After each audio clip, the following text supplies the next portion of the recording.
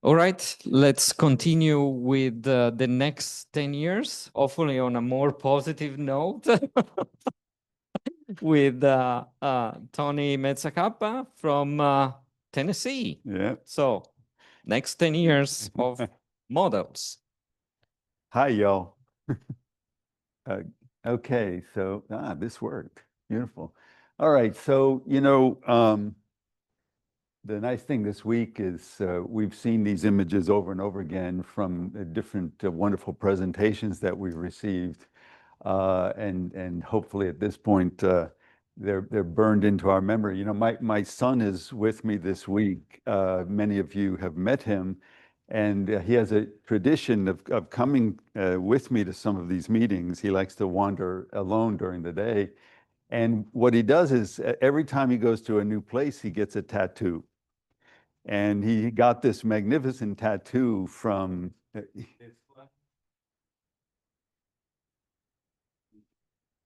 They're not, okay.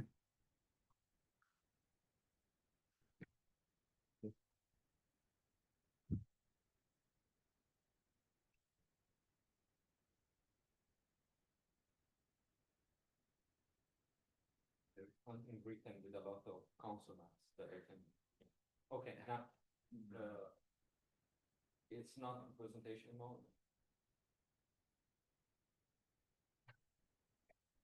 But I think they just switch the screens. I did it.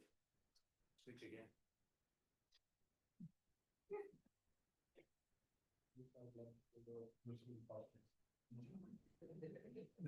No. Yes. Good. Thank you.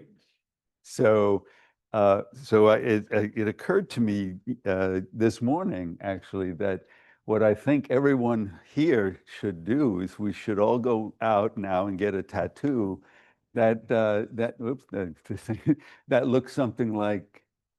Oh, this is not the right. That looks something. Mamma mia! Here we go. Oh God. There we go. That looks something like that. We can individually choose where we want to put that, but anyway, here we have, I'm going to be talking about what we know after 60 years of modeling are the ingredients of a neutrino-driven core collapse supernova. And of course, also for MHD case, if we have special consideration, special environments. First, I'm going to talk about the macroscopic ingredients, and then I'm going to talk about the microscopic ingredients. And so I'll be able to date, to our knowledge, specify what are the ingredients that need to be in every model eventually, and then going forward, and what's still missing, and what ultimately has to be filled in. So we have, and then I'll focus on the microphysics and do the same, and then focus on other aspects, uncertainties in particular, and some of the key aspects. We've seen wonderful talks on some of these topics during the week, and we've had wonderful discussions about this. And I would like to quantify, qualify, quantify, codify that in an organized way. So when we leave here, we sort of know where we are, where the gaps are, what that means, and what we need to do about it going forward. So having said that, we start out with our neutrino heating. We have our protoneutron star, and the PNS surface is shown simplistically as one neutrino sphere, but there are many because they're flavor and energy dependent. That is our protoneutron stars radiating six species, 3 flavors of neutrinos, and their antineutrino partners at 10 to the 52 ergs per second for of order 10 seconds to release the 10 to the 53 ergs of binding energy when the neutron star forms. So gravity, wonderfully, is not only important when it comes to gravitational waves, obviously, but it's also the mother of all energy in this problem. We have our, basically our net neutrino cooling layer and our net neutrino heating layer, the gain region.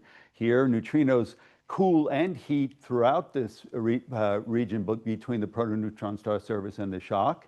And as was described earlier in the week, the different radial dependencies lead to this stratification. And of course, in spherical symmetry, this is, again, an oversimplification. If one actually computes where the heating and cooling balance at this gain radius, this so-called gain radius here, in a multidimensional simulation, we see that the gain surface is not only more complex and turbulent, it's not even simply connected in a topological sense. In any event, the goal here is to re-energize the supernova shock wave by net neutrino heating here in the gain region, and ultimately reverse the shock, reverse the infall of material, and basically reverse it and cause outflows and ultimately an explosion. This is assisted by fluid instability in the protoneutron star.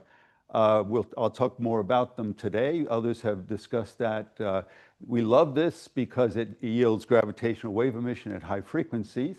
The reason this is so important is these instabilities alter how the protoneutron star evolves.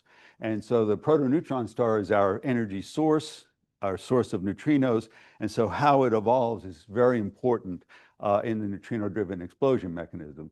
Up until now, we've talked about prompt convection and sustained Ledoux convection, but I'll point out to you that there are actually other types of instabilities here that on sufficiently long timescales need to be investigated, have not been investigated sufficiently, and may actually have already be there in the simulations. And then we have, of course, our neutrino-driven convection. This is just a really cut and dry entropy gradient-driven convection. This is literally boiling the star with neutrinos, which is remarkable to think about. And the idea here is that, basically neutrino-driven convection fundamentally gets us away from the problem we had in spherical symmetry. The neutrino luminosities that are powering the explosion are fed by accretion of material onto the protoneutron star surface. The infalling kinetic energy turns into thermal energy, which is then radiated in neutrinos as the material slams on the surface. And in spherical symmetry, you cannot have explosion along certain angles and accretion along others. You either have all explosion or all collapse. And so that means that when explosion is initiated, the fuel for the neutrino luminosities is cut off. And if you have not deposited enough energy at that point to generate an explosion, you're dead in the water. So the multidimensional effects here allow us to, as we say, have our cake and eat it too, in the sense that we have these hot rising bubbles, and at the same time we have these cooler, denser downflows. So we have both explosion and accretion at the same time. And so the move away from spherical symmetry to 2 dimensions originally, and of course, as in Mother Nature's case, 3D, allowing these instabilities to develop has made all the difference in the world. Then we have, of course, our SASE. We learned that, we always thought about the formation of the shock wave. We didn't think about the stability of the shock wave, and we came to learn that the shock wave is unstable to non-radial perturbations. The shock gets distorted like this, and these distortions grow. And in particular, there are 2 modes that go nonlinear. One is the L=1 sloshing mode, and the other is an M=1 spiral mode in the shock cavity here. And as has been pointed out by Thomas and others, other modelers, one of the advantages, of course, of the SASE is you can see that along certain directions at certain times, the heating region is increased in size. That's one of its benefits. Now, of course, let me see, this would have been, if I can change it because it's not showing, nope, I don't want it to do that. There we go. It's not showing down on the bottom. I have rotation magnetic fields, but for some reason, come on.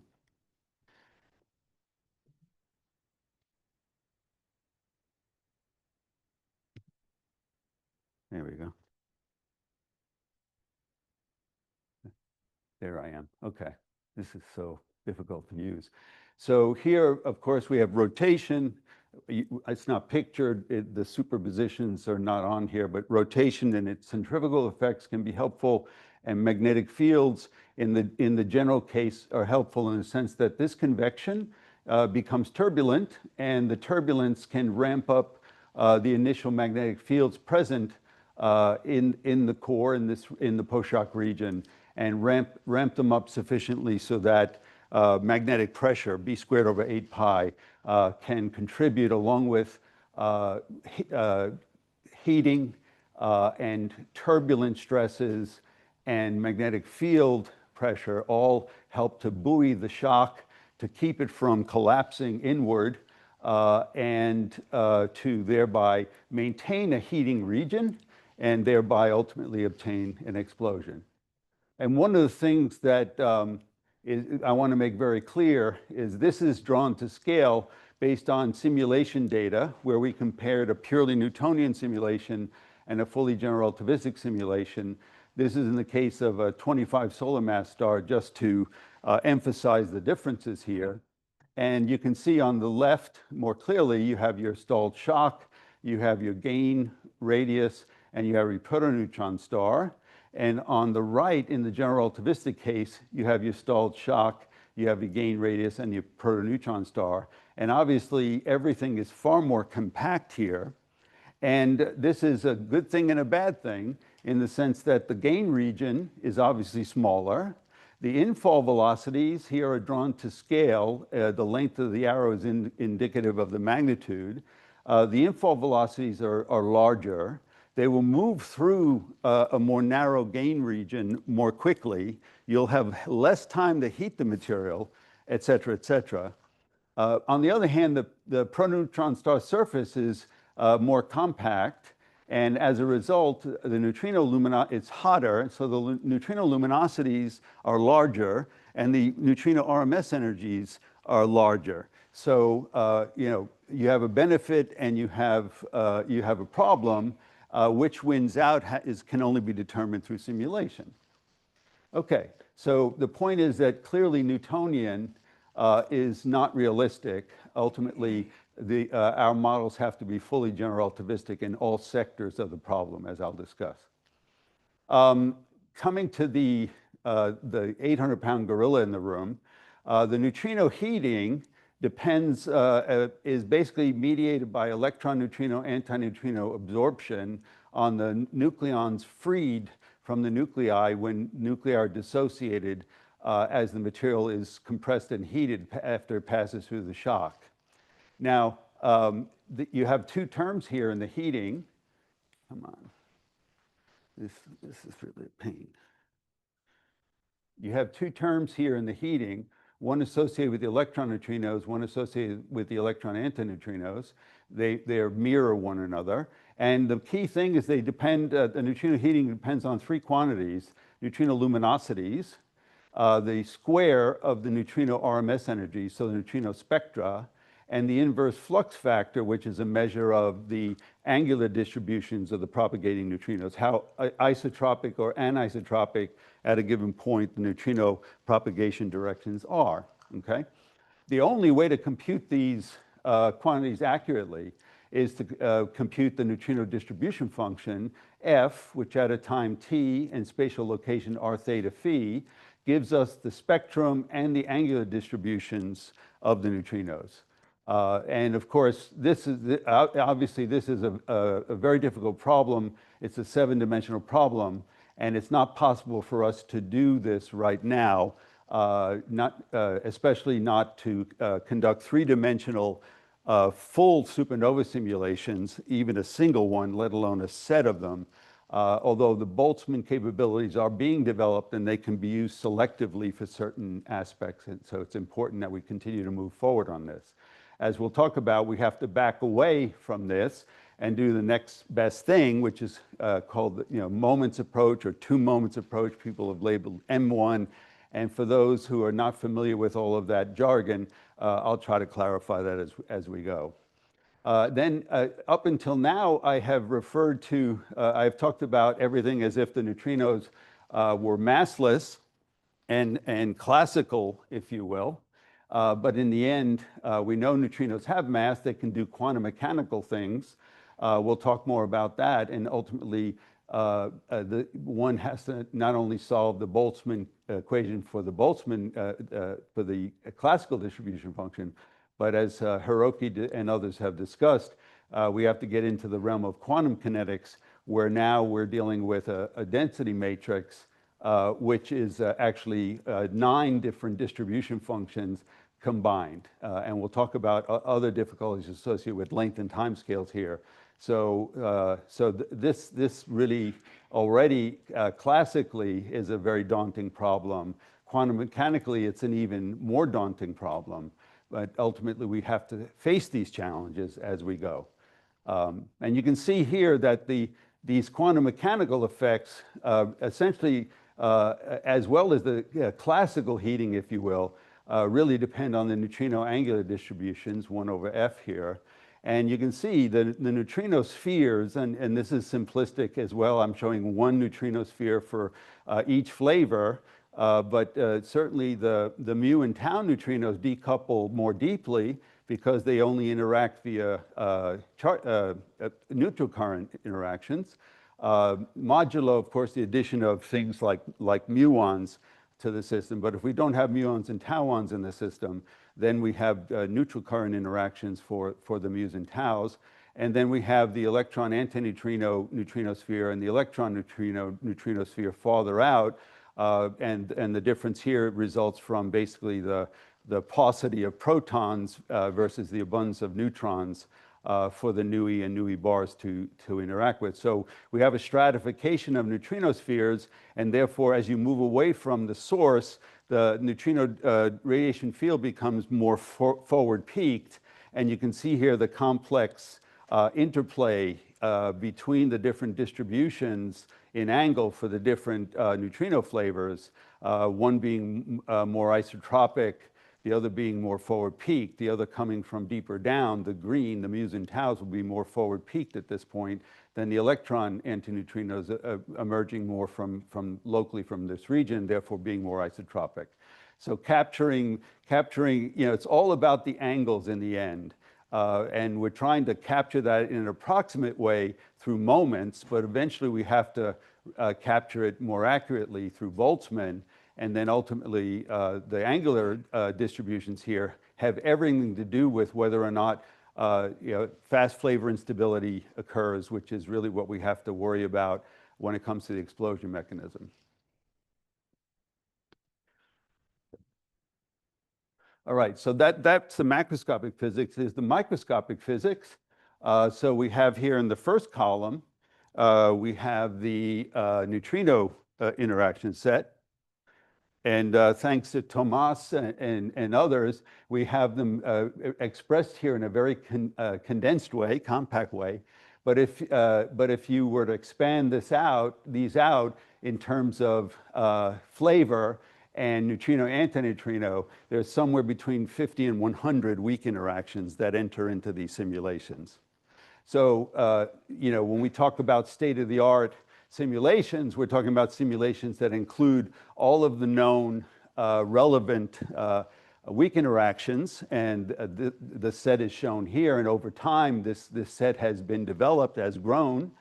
And not only that, but we have to emphasize that what state-of-the-art also means that the treatment of these neutrino weak interactions, the treatment has to be the modern state-of-the-art as well. The treatment of these weak interactions has developed over time, and that has been shown to be important and can change the outcomes in models qualitatively and certainly quantitatively.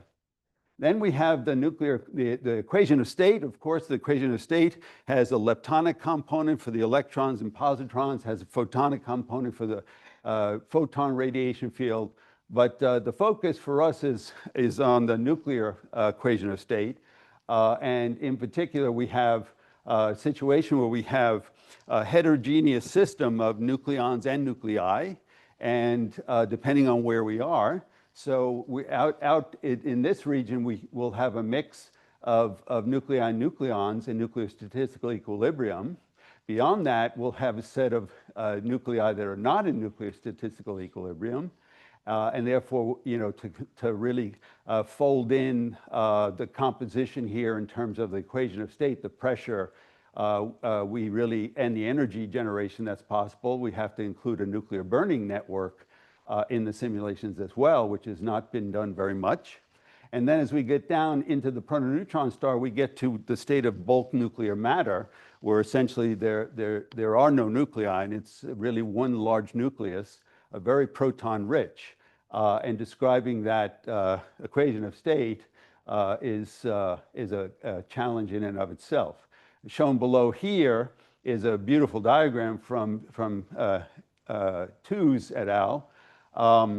And you can see here, due to astronomical observations of neutron star masses and radii, relativistic heavy ion collisions at Brookhaven, for example, and nuclear experiment like monopole resonances in lead, the combination of experiment and observations have constrained the equations of state more and more over time. And we have what I call the equation of state graveyard. And the Latimer-Swesty 220 equation of state, which we have been using and others here have used and shown results from, has now been excluded. So we have to keep up not only with the weak interaction physics, but with the nuclear physics, specifically in this case, the equation of state. And these are the still allowed equations of state. And I'll talk about how these are not all as different as we think they might be. With regard to nuclear burning, I already spoke to that, but just as another example, Martin Obergallinger and collaborators published recently a beautiful study where they demonstrated that they compared running without a nuclear network with running with a nuclear network. And what happens is when you have a nuclear network, you can heat the material ahead of the shock and thereby increase the thermal pressure, which then decreases the ram pressure of infall against which the shock fights. You also, with a network of nuclei, you have more particles to generate pressure rather than a single heavy nucleus. And so generally, the ram pressure is significantly slowed. And therefore, if you compare the shock trajectories with and without a network, you find that the shock trajectories are more optimistic when you have a network included. So this has been demonstrated by one of my former graduate students, Ron Chu, in her thesis. And it was demonstrated beautifully by Martin and collaborators. Okay, so this is, without yet really talking in detail about the quantum aspects of neutrinos, neutrino kinetics. These are the ingredients we know now are needed in going forward in our supernova models. Obviously, they have to be 3D. They have to be 3D. There we go. They have to be fully general relativistic, the gravity, magnetohydrodynamics, Boltzmann neutrino kinetics, ultimately. They have to have a nuclear reaction network. They have to have industry standard weak interaction set, neutrino weak interactions. And they have to have an industry standard nuclear equation of state. And this is, that's a tall order. And this is the best that we have to date. Takami Kuroda has published a couple of just magnificent papers, models, where basically you know, everything on the list except what the qualification here on Boltzmann versus two-moment, whereas I said it's too expensive to do Boltzmann, so we back off and do moments treatment, which I'll talk about in more detail, and there's no nuclear reaction network here.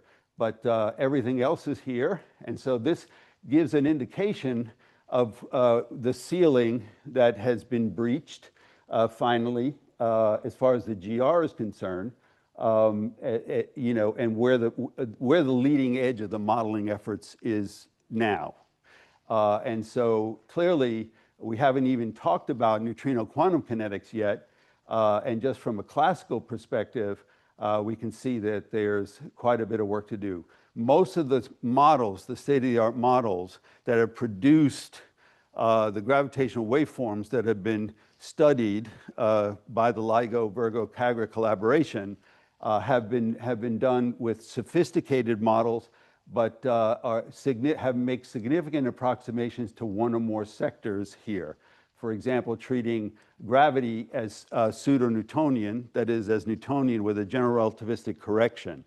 That's what we refer to as pseudo-Newtonian treatment. Most of the models have made significant approximations to the gravity. And of course, we're all forced away from the pure Boltzmann case. All right, so it's a little blurry. Sorry about that. What is moments versus Boltzmann? So essentially, if you look on top here, I'm so sorry that this is not clear for some reason. Let me see if I can really get this back, because these are somewhat detailed equations. In any event, you see here, I can take the distribution function and I can integrate out the angular information of the neutrinos and codified here with omega. So you need two angles or one direction cosine an angle to uniquely specify direction in 3D. So we're going to encapsulate that in omega. Then we have the energy dependence, the spectrum, and then the space-time dependence. I can integrate the distribution function weighted by 1 for number density or energy density, weighted by this L super I, this directional vector, or weighted by various tensor products of the directional vector to generate the zeroth moment, in this case, number density, or would be energy density in the energy case, the number flux, and of course that has 3 components, basically the stress tensor, etc. Right? And if I continue this forever, I would wind up with an infinite set of moments. And the infinite set of moments contains the angular information that's contained in the single distribution function. But we cannot afford to evolve the distribution function, so we have to back away and capture some of the angular information by evolving some of the angular moments. So D and I, in this case, the first 2 moments, hence the name two-moment scheme. Now, the fundamental problem is that in the two-moment scheme, you wind up with 2 equations for D and I, but the equations involve the higher moments, which are not evolved. And in order to solve this system for the lower order angular moments, capturing some of the angular dependence, all of the spectral dependence, and the space-time dependence, one has to close the system by prescribing a relationship or calculating a relationship between the higher order moments and the lower order moments. So between K and D and I and Q and D and I. And this is known as the closure problem. So the beauty of this approach is that all of the approximation is in the closure. If you knew the closures exactly, you would have the exact solution, as if you had solved the Boltzmann equation. But we of course do not close the system. We do not know the closures exactly, and these closures are chosen, and depending on the choice of closure, the results vary. And the results can vary significantly, even qualitatively. So this is a bit, the closure problem is really a challenge. Where are we? Come on. The closure problem, this pointer is not, there we go. The closure problem is a real challenge. Now, one of the important things to note about the closure problem is that we're dealing with fermions here. And when you're dealing with fermions, the distribution function is bounded between 0 and 1, and the moments are also bounded. And so if you have a plot of number density versus flux here, in the fermionic case, the physically allowed region, and this is in a static medium with no velocity, the physically allowed region is shaded in blue here. And this makes complete sense because obviously if you have no neutrinos, you have no flux, but when the neutrinos are fully populated, they're degenerate and isotropic, then again the flux is 0, right? So basically you have to live in this space. So as you evolve your moments, you have to ensure that the moments lie in what we call the realizable space. And if so, you're satisfying Fermi-Dirac statistics. If not, you're violating Fermi-Dirac statistics. And this is a very significant challenge. Maxwell-Boltzmann statistics, which is often assumed in these simulations, is simpler. Come on. Maxwell-Boltzmann statistics would be in the shaded red region. And we know that basically for Maxwell-Boltzmann statistics, the flux is just limited by c times the energy. So it's limited by the speed of light. And if you set the speed of light equal to 1, the slopes of these lines are 1, and everything above is allowed. So it's much less constrained. So this is a significant challenge because we're dealing with fermions. As has been discussed beautifully by Hiroki and others here, we do have to worry about the fact, we didn't for a while, but we do now have to worry about the fact that neutrinos have mass and they can evolve quantum mechanically and change flavor. And originally, we didn't worry so much about it because there's the radius of the star. In the envelope of the star, we had what is called MSW mixing. It's flavor mixing due to neutrino forwards. It's due to neutrino matter interactions, and that, of course, neutrino matter interactions preferential for one flavor versus another changes the Hamiltonian, and therefore changes how these flavors propagate, how they mix as they propagate as mass eigenstates. So flavor mixing is induced by these interactions between the neutrinos and matter. And then we have interactions deeper down. Then we have to start worrying about neutrino-neutrino interactions. And we get flavor mixing due to neutrino interactions on neutrinos. And this is not as well understood as that. It's much more complex. And this kind of mixing, this region of mixing and type of mixing can impact nucleosynthesis and also what we detect here on Earth and our ability to translate what we detect to what was produced originally at the supernova in the model. But neither of these forms of mixing, MSW or flavor mixing due to neutrino scattering on neutrinos in this region of this kind, impacts the explosion mechanism. But then the game changed when Ray Sawyer in 2005 introduced, pointed out that we can have what's called fast flavor instability. And here, this is a completely different collective mode of flavor transformation that can occur below the supernova shock wave. And then in addition, Lucas Johns introduced yet another flavor instability, the collisional flavor instability, that also can exist below the shock. And Ryoichiro Kaho spoke about both of these as well as Hiroki. So if we can have flavor mixing below the shock, then we have to worry about this because The heavy flavor neutrinos decouple deeper and are on average more energetic than the electron flavor neutrinos that are mediating the heating. So just to show what a challenge this is a very nice recent review from Lucas Johns et al.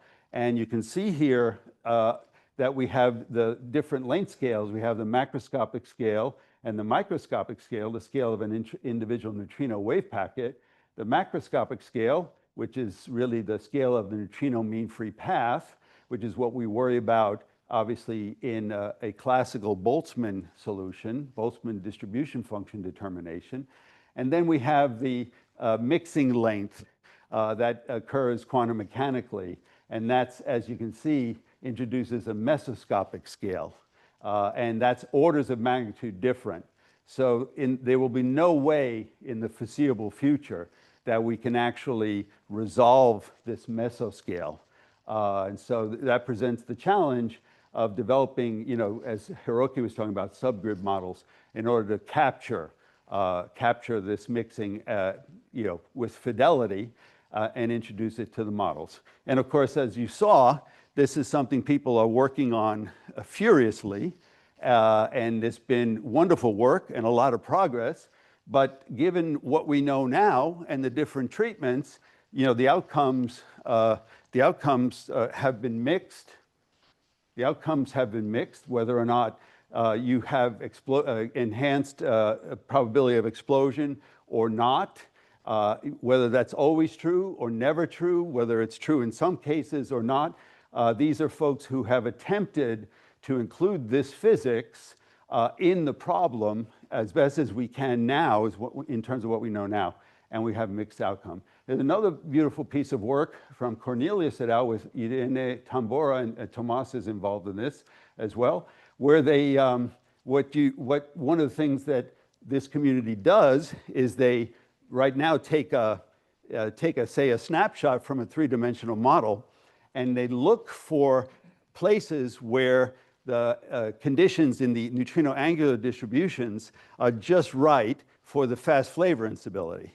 And what they found was they compared that determination using a Boltzmann case where you actually have the distribution function that accurately describes the angular distributions versus the moment approaches, which only approximately capture the angular information.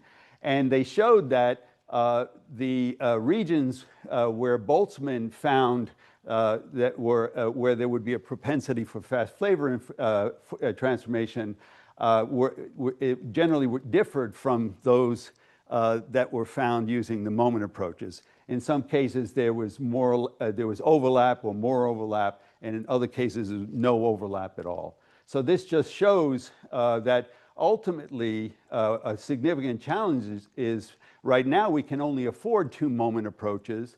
Is a challenge then to figure out how a two moment approach is going to be able to capture this physics versus ultimately the foundation will have to be there laid by a full Boltzmann approach, and then from the Boltzmann kinetics going to a full quantum kinetics approach. And then this even gets deeper in the sense that when we're talking about solving for the distribution function f, that's a mean field, if you will. So all of these approaches that I've discussed so far are mean field approaches, and mean field approaches neglect correlations, as we all know. And these quantum mechanical phenomena are due to correlations among the neutrinos. So the question is being investigated in a limited way of comparing mean field approaches to many body approaches, where you take a many body approach to the neutrinos.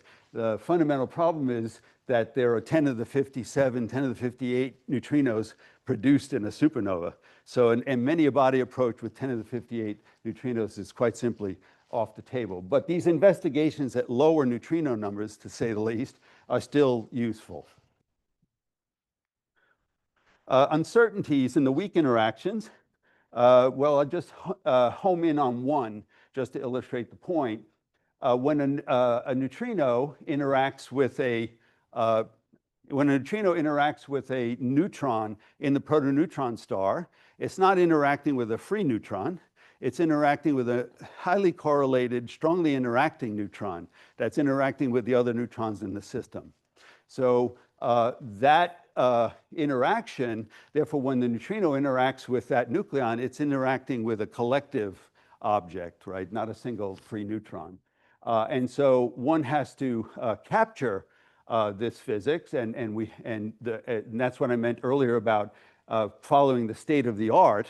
One has to capture this physics in the weak interactions between neutrinos and neutrons, for example.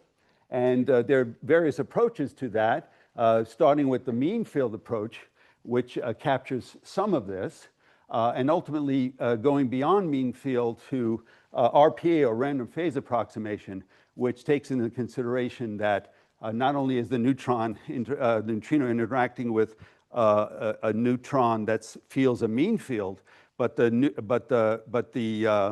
neutrons are correlated with other neutrons, and you can think of this as adding screening to the interaction, okay?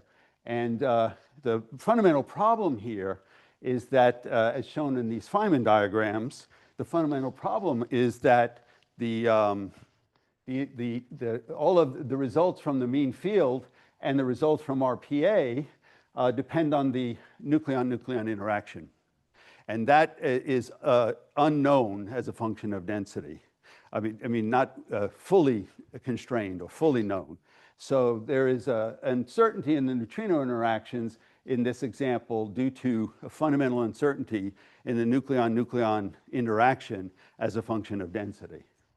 And how big that uncertainty is not known. In the equation of state, uncertainties in the nuclear equation of state, well, I'm showing here what's, the equations of state that are still allowed here in the allowed region. And you look here and you say, oh, there's quite a few of them, but that's very misleading, because ultimately the equations of state here, DD2, FSU gold, etc., are all rooted in the same equation of state, the Hempel and Schaffner-Bilek, excuse me, my pronunciation, equation of state. And really, these differ in terms of their parameterization of the nucleon-nucleon interaction in what's called the relativistic mean field model, okay? Now, this is good and bad in the sense that it's bad in the sense that we don't really have as many viable equations of state left as we think, but it's good in the sense that given that we're using all of these different equations of state, were we be able to determine between them through gravitational wave observation or multi-messenger observation, we would be able to, in principle, though this will take a lot of work and probably be something we accomplish far in the future, we'll be able to say something about the nucleon-nucleon interaction itself, which is significant. Okay? So this is something I harped on this week, and I wanted to make sure to get in here. We have uncertainties in the stellar progenitors. We had the beautiful talk from Marco Limongi and a lot of discussion about this. We don't have 3D progenitors, okay? So let me point out what that, and ultimately someday we hopefully will have 3D progenitors, and this demonstrates why. So here we have the D-series spectrograms. And you see that the D9.6 is a very different beast. And it's a very different beast because what happens in D9.6 is you start out with a spherical model, as all models are, from the stellar evolution community. But this has a small ion core, and it has a silicon and oxygen layer, of course, above that. And during collapse itself, nuclear burning fronts are initiated in this particular model because of its composition and structure. And again, this is why it's very important to have nuclear network in the models, okay? The nuclear burning fronts during collapse perturb the core, right? And the perturbations of the core excite earlier and more significant gravitational wave emission. And you can see here before 75 or 100 milliseconds after bounce, you can see the gravitational wave emission here is very broadband, extending to very high frequencies. It's quite a mess. And then eventually, even in this model, you settle down into our canonical V here, high frequency feature, low frequency features, including the memory that you see here. But obviously, in this case, and in this case, this region is more or less, relatively speaking, gravitational wave quiet. And that's an artifact of the fact that these are spherically symmetric models as well that do not get perturbed themselves as they collapse, whereas this does. So why is this model so important? It's one model, it's the current model with all of its limitations. It's important because it's telling us that when we have 3D progenitors, right, then we should expect all of our spectrograms to fill in here. And that's why I say that I don't think we have a very good idea about the early post-bounce gravitational wave emission in core collapse supernova, and we won't until we have 3D progenitors to work with. And of course, Mother Nature is going to give us precisely something like this. This is what we're going to see. And of course, that will include the things that we know and love, but it's also going to include surprises. And whether or not, as Coulter said, the surprises overwhelm the known quantities remains to be determined. But this shows in a nutshell, very, very simply, what we know and what we don't know. In the interest of time, I'm just going to mention one thing on the applied. There's an applied mathematics frontier here. We have a set of integral partial differential equations, and it's not a simple matter of taking derivatives and turning them into differences and integrals and turning them into sums and converting our nonlinear differential equations to nonlinear algebraic equations that we then can code and use in simulations. That's a very simplistic view. This is a significant applied mathematics challenge to develop high fidelity discretizations that exhibit correct asymptotics, for example, correct diffusion behavior for neutrinos in optically thick regions, that simultaneously conserve lepton number and energy, because that's nature, and that maintain Fermi-Dirac statistics that are realizable. To have all three of these things at once is an extremely difficult problem. To develop the discretizations that can do this is extremely difficult, and we've been working on this and others for years. And so there is this model development dimension that goes beyond added dimensionality and added physics. There's all of the applied mathematics underbelly. The last thing here is, on the modal analysis front, with the seminal work from the Valencia group and those and from Sotani-san and our work in Oak Ridge and others who have worked on this, we've learned a lot. But the assumptions of hydrostatic equilibrium, spherical symmetry, and adiabatic perturbations have to be eliminated. Hydrostatic equilibrium has already been struck off that list by the Valencia group in the beautiful work that Dimitra has done and talked about. But ultimately, we have to get away from working with a spherical medium and work with the full 3D medium. And as Shakespeare said, there are more things in heaven and earth, Horatio, than are dreamt of in your philosophy. We have to get away from adiabatic perturbations in the linearization, linearized theory to non-adiabatic, because there are a handful of instabilities that can develop in the protoneutron star, not just Ledoux convection. There are neutron fingers, which I'll talk about briefly, semi-lepto convection. There are several that have been that are developed, and they're called doubly diffusive because they depend on a competition between energy transport and lepton transport. So they can occur in regions where you have cross gradients, where you have a cross gradient entropy and lepton fraction, and you have high entropy, low lepton fraction sitting on top of low entropy, high lepton fraction. And if you have heat flow and lepton flow exchange between the regions, if you perturb it, and you see this initial shaded region, If the heat flow is greater than the lepton flow, then what's going to happen is you're going to wind up with a low entropy, low electron fraction blob of matter here, surrounded by a low entropy, high electron fraction matter, and therefore this will be denser to generate the same pressure to maintain dynamical equilibrium, and this will continue to sink. So these are doubly diffusive instabilities that can only be captured with fully three-dimensional neutrino radiation hydrodynamic simulations. So this is also very sensitive to the neutrino transport treatments.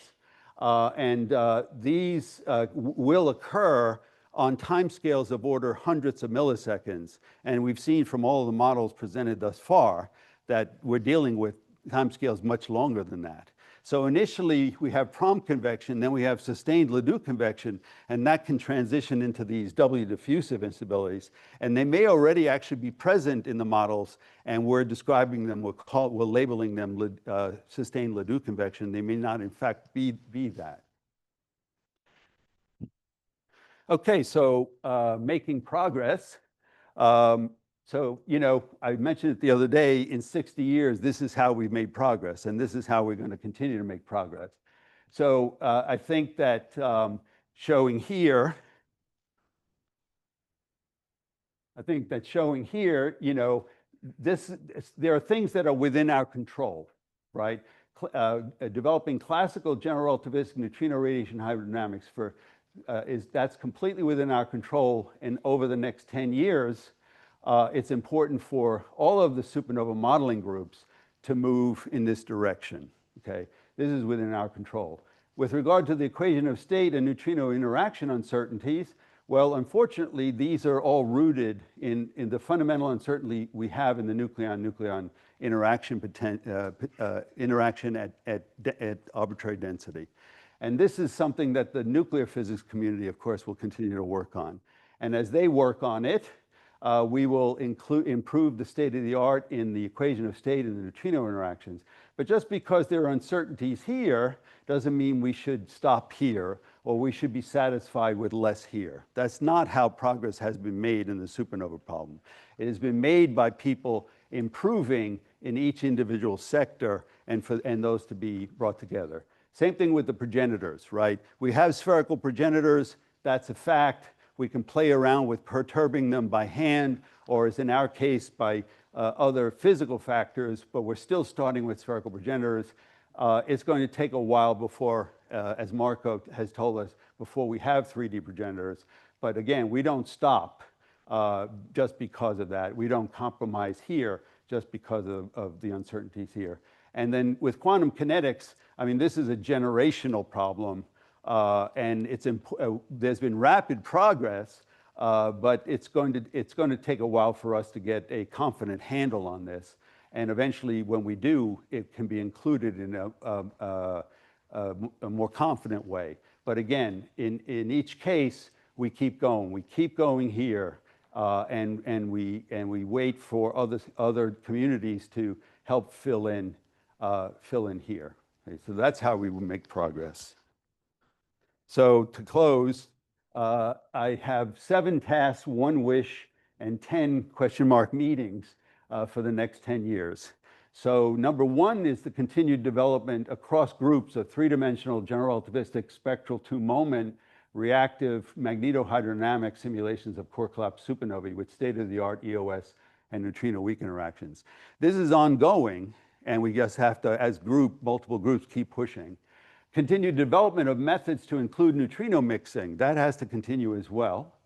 Early development of Boltzmann applications, because while we cannot do full 3D simulations with Boltzmann, we can do targeted studies with Boltzmann. So it's very important that in the next 10 years, this can happen and will be very efficacious, very useful. Then obviously, so we have control of this community has control over 1, 2, and 3. You know, 4, of course, is an emphasis that we have to continue to push the applied mathematics frontier as well, so that our representations of the physics are high fidelity representations. And then, of course, going to 5 and 6, we rely on other communities, the nuclear physics community, people like Tobias. That's why Tobias is here, to help push the frontier there. And then with regard to modal analyses and other kinds of analyses that tie into parameter estimation, those two have very clear avenues for improvement going forward, one at a time and eventually all of them included. So a wish is obviously the continued close collaboration that we have enjoyed here. I certainly have felt that it's just been a godsend between the communities. And then over the next 10 years, maybe we have Supernova 2026 GW through Supernova 2035 GW. And yes, Chris, I still intend to be here for Supernova 2035 GW, as you know. So on that note, I'll stop and take questions. I'm sorry I ran over. Thank you.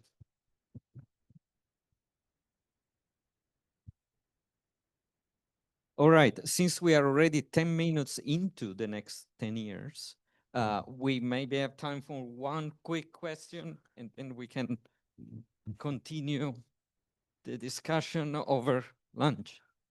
Okay, thank you for the very nice talk. So I wanted to ask you about this 9.6 solar mass model that has this burst of broadband energy at the beginning.